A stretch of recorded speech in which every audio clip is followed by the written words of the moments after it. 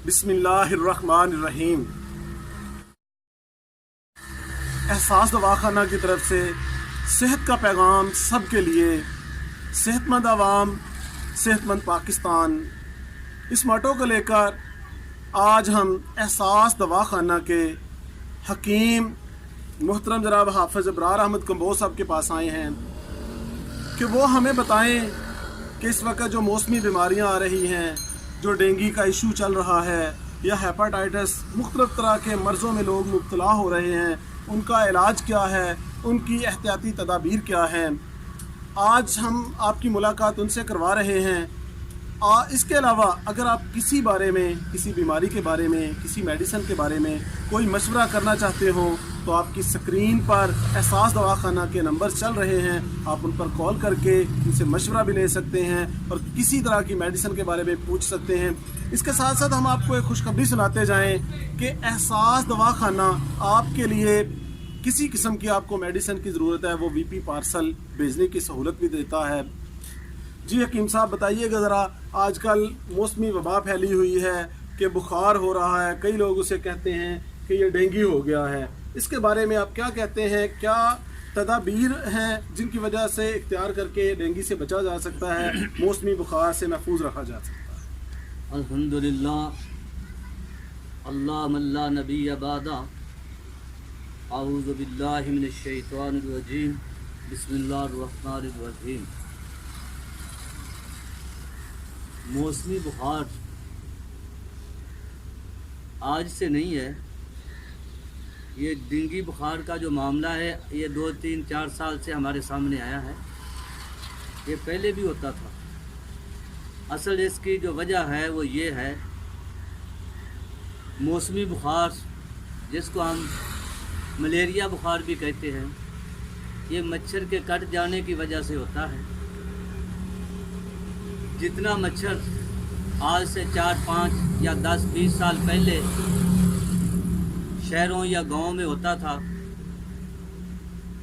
उसका रहना सहना, खाना पीना, तालाब, छप्पड़, गंदे पानी था।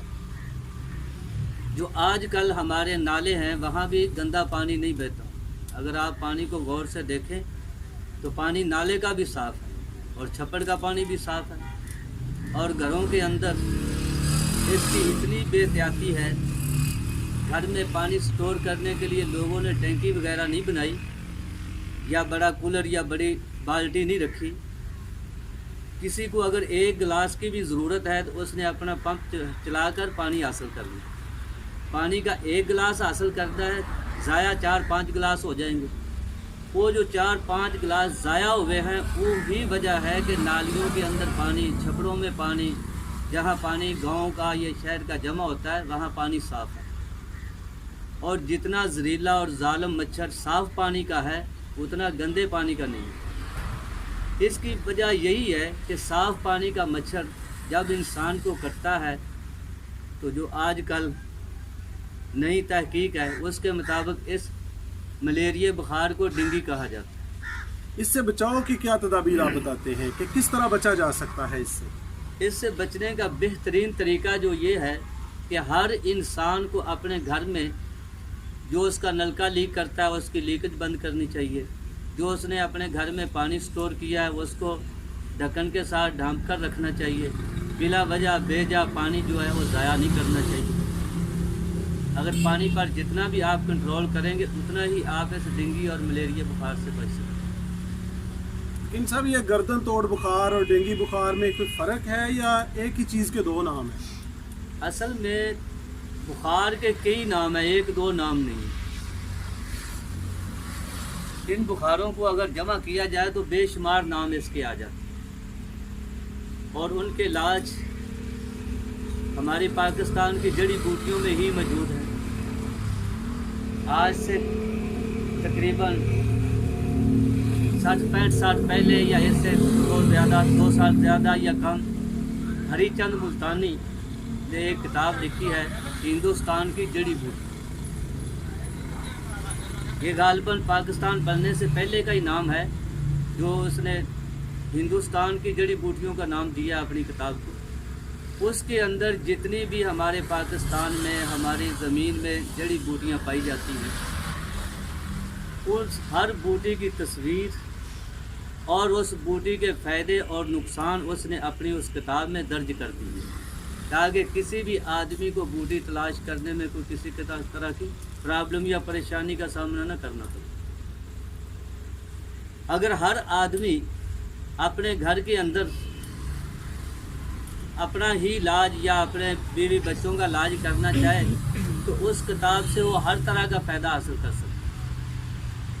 اور آج بھی طب یونانی جو ہے وہ جڑی بوٹیوں پر ہی مشتمل ہے اور ان کا طریقہ علاج وہی علاج ہے جو آج سے جب سے انسانیت بنی ہے، جیسے کہ اللہ پاک نے ایسی کوئی بیماری زمین میں پیدا نہیں کی جتنی دیر تک اس کا زمین پر بسنے والوں کو علاج نہیں بتا دیا۔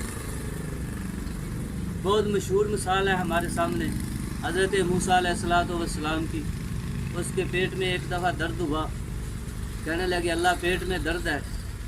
اللہ پاک نے فرمایا کہ جاؤ فلاں جگہ چلے جاؤ، جو فلاں بوٹی ہے اس کے بسم اللہ پڑھ کے پتے کھاؤ، شفا مل جائے گی۔ حضرت موسیٰ علیہ السلام وہاں پہنچے، بسم اللہ پڑھی اور پتے توڑے، منہ میں ڈال لیے، اللہ پاک نے شفا دے دی۔